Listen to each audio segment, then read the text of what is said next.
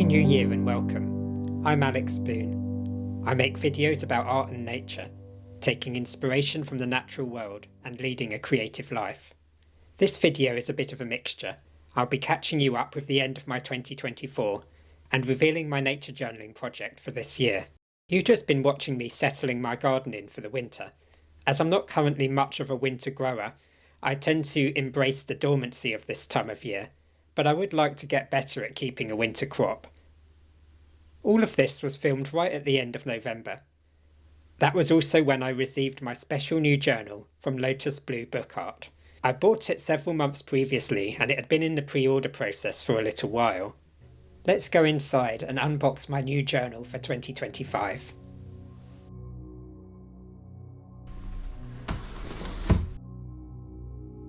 Here we are. I'm so excited about this. I've been waiting to do it so that I could film. So it's been sitting on my kitchen table waiting for a moment where I had time to get the cameras out and show you here.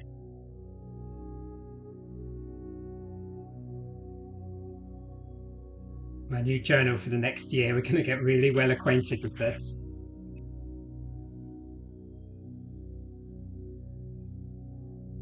Oh, so the box is a different colour from 2022. Hey, let's take this out. Check this out. There's this beautiful little postcard there. So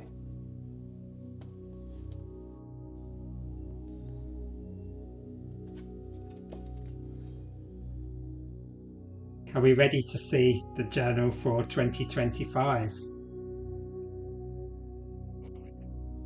Yeah, so exciting. Oh. So in here we've got some more things. Let's see what's in here. I love this lovely sort of tracing paper, glassine paper envelope. Let's just put these in. Such a nice little touch to have that in here. It's like a little poster. It kind of explains a little bit about the story of her bindery and the books that she makes. It's really lovely. And then look, some tea. And I really love this brand, Yogi Tea. So I think I'll be enjoying that later on today. There's a little bookmark in here. And then this is a little certificate to show which book I chose. So this is from the Storyteller collection, which is this wonderful collection of books. You can see at the bottom there, actually, that's the one that I got last time. I sort of really don't want to tear it, it's so lovely. There we are. Comes in this beautiful little bag. Okay, let's take the box out of the way and get in here.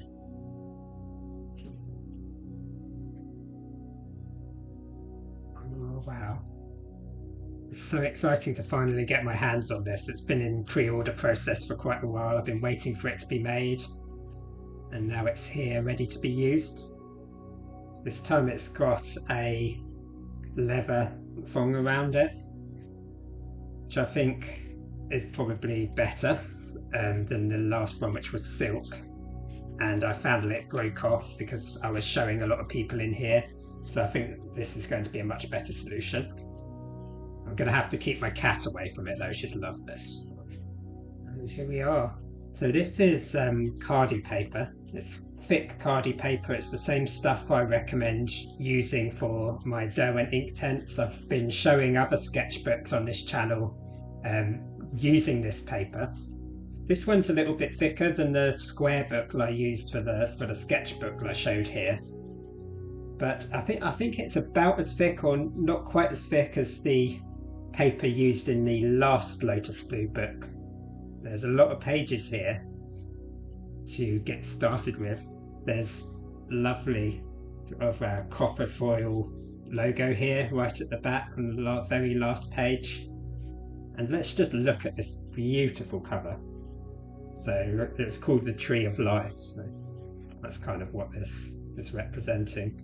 And there's nothing more perfect than the Tree of Life for a nature journal. Just So excited to be using this year.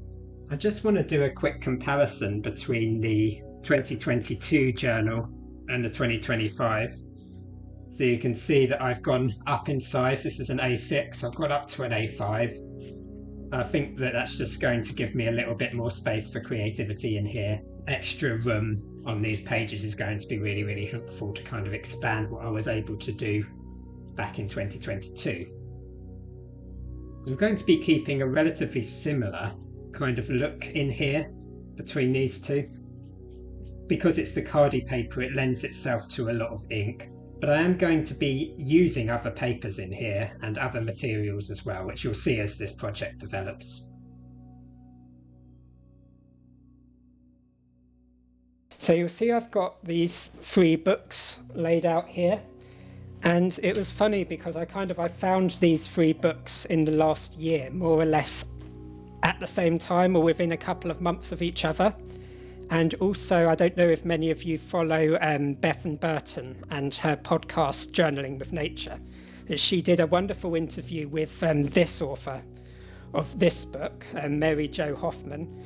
And this is something very beautiful, actually. I'll just open this up here. So it's a photography book. She has this blog where she takes 1 photograph every day of a natural subject. But what really struck me was this idea of splitting the year up into micro seasons.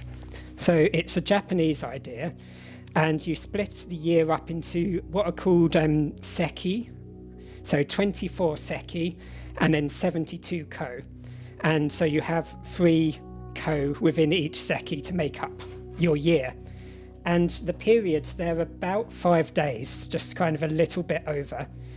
And you split your year up, and then in each of these you find something that explains how that season is turning. So what is new? What have you noticed at this time of year that makes this little tiny season a little bit different from the previous one? And I found that really interesting because when you're kind of tracking nature, it's really obvious that it doesn't just follow spring, summer, autumn, winter in these kind of northern parts of the world. As much as we kind of like to make things work according to our calendar, nature doesn't really do that. And by splitting it into this continuous cycle of little 5-day segments, it allows you to really very closely look for the micro changes that are happening in nature through the year. This one was, she's an American author, so this one was for the Northern Great Lakes, and she really very carefully tracks the seasons in that area, which got me wondering, has this been done in the UK, which is where these 2 books come in. So we have this one, Nature's Calendar, British Year in 72 Seasons, and they have broken the British year up into these little segments, and they've tracked interesting things in nature through the year. And likewise, this is a very beautiful version of it as well, and he keeps very closely to the Japanese idea of using these very beautiful poetic descriptions like light rains sometimes fall, dawn chorus intensifies, these kind of lovely little poetic ideas that take you through the year. So I was so inspired by this, and I just thought, well, I've always been taking a quite traditional approach in my nature journaling where you follow the normal Gregorian calendar and, you start on January the 1st and then you go through to the end of the year. I've taken that idea on, and I'm going to be creating a brand new nature journal this year that tracks the micro seasons. They are going to be starting in the winter solstice, because it kind of felt to me that if you're not following a very traditional calendar, this Japanese calendar, it was built around the sun and the moon, so it was a solar and a lunar calendar combined. So it made sense to me to perhaps start on the darkest day of the year and then work on from there. One other special thing that I'm doing in here that is also kind of a little bit different is I've decided that in this book I'm actually not going to put any dates at all. The other thing that I really want to do here is kind of make sure that I am working kind of quite emotively, I suppose. Whenever I'm doing, say, this sort of nature journaling, which is my outdoor nature journal here, I'm always trying to keep metadata and keep quite kind of almost serious and a little bit scientific about everything, writing down my questions, writing down my metadata. And in here that works very well.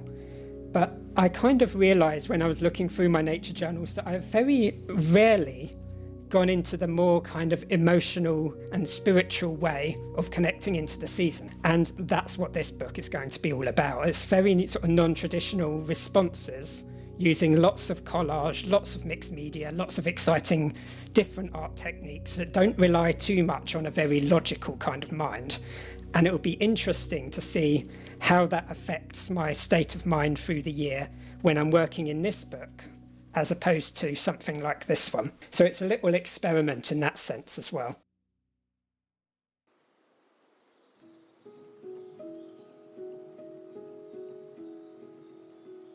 I really hope you're looking forward to watching this project unfold. The best place to do that is right here on YouTube, so make sure you stay subscribed for more. I'll also share pages on my website blog, my Substack, and on Instagram. Right now you're looking at one of my other final projects for 2025. This was a commission piece that I did, using coloured pencil and Derwent Inktense, plus a little bit of gold leaf too. If you like the look of this one, this is for sale as a print at my website alexboonart.com. If you're planning to do some nature journaling yourself this year, I'm doing a tutorial on nature journaling ideas in the Nature Journaling Circle this month.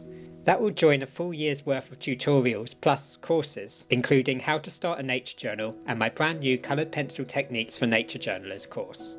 This course includes coloured pencil swatching exercises, botanical exercises, using coloured pencil in combination with other media, the kit that you need for indoor and outdoor coloured pencils, a guided coloured pencil project, everything you need to get started with your own coloured pencil nature journaling. I've got lots of exciting video ideas for this year. Next time I'll be sharing the setup of the journal and the first few micro-season spreads. So make sure you're subscribed to watch this project happen. Thank you so much for watching, and I'll see you next time.